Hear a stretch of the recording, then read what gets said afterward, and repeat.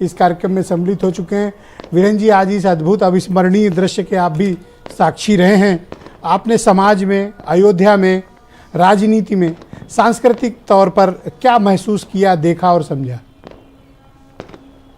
देखिए, एक चौपाई है कि जा सुबिरहु सोचहु दिन राती, रटहु निरंतर गुण गण पाती, रघुकुल तिलक सुजन सुखदाता, आयु कुशल देव मुनि त्राता।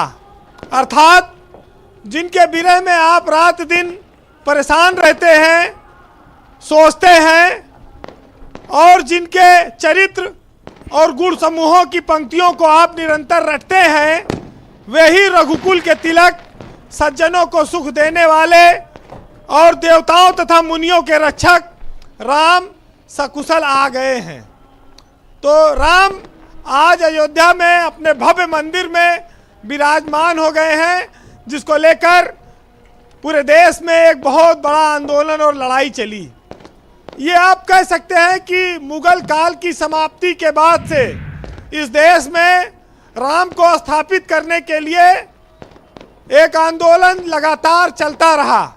कई पीढ़ियां चली गई, बहुत सारे नेता चले गए, सरकारें चली गई, लोगों ने सर्वोच्च बलिदान किया, लेकिन अब इतने लंबे सालों बाद, कानूनी लंबी लड़ाई के बाद आज राम का मंदिर बन के सबके सामने आया है।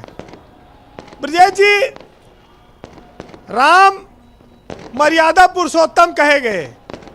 उनके मंदिर का निर्माण भी अगर आप देखिए तो सभी मर्यादाओं को, कानूनी प्रक्रियाओं को ध्यान में रखकर ही पूरा किया गया है। प्रधानमंत्री नरेंद्र मोदी और योगी आदित्यनाथ ये भी एक जमाने में कार सेवक रहे हैं और राम मंदिर आंदोलन, जन्मभूमि के लिए इन्होंने तमाम सारी कार सेवा की है।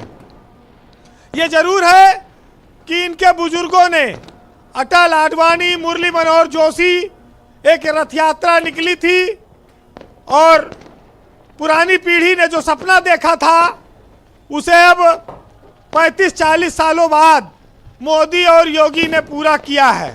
राम आज टेंट से निकलकर अपने भव्य मंदिर में विराजमान हो गए हैं और करोड़ों लोगों की आस्थाओं को आज सम्मान हासिल हुआ है।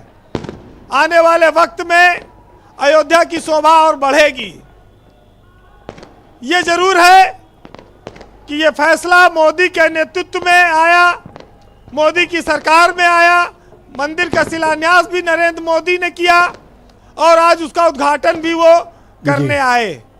तो सारा श्रेय बीजेपी को अगर जाता है तो फिर वोट बिना मांगे भी वो ले जाएगी।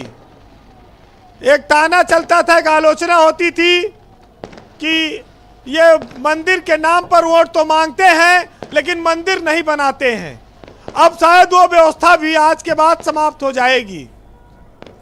भारतीय समाज में जितने देवता हैं उसमें राम सर्वश्रेष्ठ है। राम की पूजा ब्रह्मा, विष्णु, महेश सब करते हैं।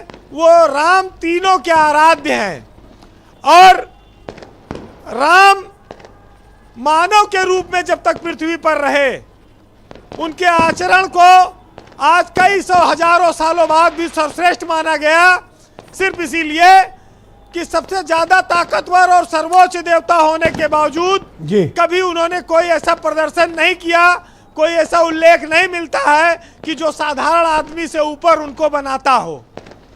तो हर मनुष्य की प्रेरणा के स्रोत राम इसीलिए बने हुए हैं और उनके आचरण का पालन करने के लिए कहा जाता है। बात आई थी अभी कि एक पुत्र के रूप में परिवार, माँ, बाप, भाई, समाज, हर जगह राम श्रेष्ठ है जी। राम के आचरण को कोई छू नहीं पाया, वो हर जगह समर्पित ढंग से रहे हैं, इसीलिए उन्हें मर्यादा पुरुषोत्तम कहा गया जी। आज लेकिन बीजेपी ने पूरे देश के गली मोहल्लों को झंडे, बैनर, पोस्टर, लाउड स्पीकर से पाट दिया है। पूरे देश में आपके पीछे भी मुझे पटाखों की आवाज आ रही है वीरेंद्र जी, लगातार चल रहा है। तो 2024 की रूपरेखा बिना कुछ कहे बन गई है और एक बम्पर माहौल तैयार किया है बीजेपी ने। जी।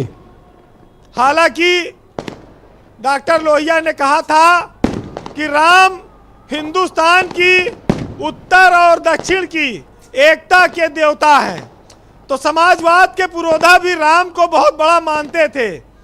लेकिन ये जरूर है जी वीरेन जी, आज सियासत पे तमाम सारी चर्चा होगी जी, लेकिन चर्चा जब अखबारों और टीवी में है, चर्चा जब बाजारों में है, चर्चा जब सूरज चंदा तारों तक है, चर्चा जब लहरों और किनारों, भाषण, कविता और नारों तक है, गांव और गलियारों तक है, दिल्ली के दरबारों तक है, तो फिर आज राम की चर्चा और महिमा का बखान तो होना ही चाहिए। क्या बात कही वीरेन जी, है ना? जी।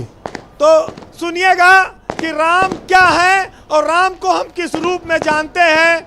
आज उनकी प्राण प्रतिष्ठा ने करोड़ों हिंदुओं की आस्था को और मजबूत किया है कि इसके राम उसके राम, जो मन में सुमरे उसके राम, कौशल्या नंदन बनकर चांद खिलौना लेते राम, शिव धनुष की प्रत्यंचा बांधे जनक सुता सीता के राम, दशरथ के वचनों को थामे कैकेयी की कसमों के राम, सबरी के झूठे बेर खाकर भाव विभोर भेद मिटाते राम, भाई भरत का मान बढ़ाते चरण पादुका में बसते राम, और गिलहरी का वंदन करते अहिल्या की मुक्ति बनते राम, राम सेत की महिमा अद्भुत पत्थर भी तैराते राम, हनुमान के हृदय में बसते लंका पर विजय कराते राम।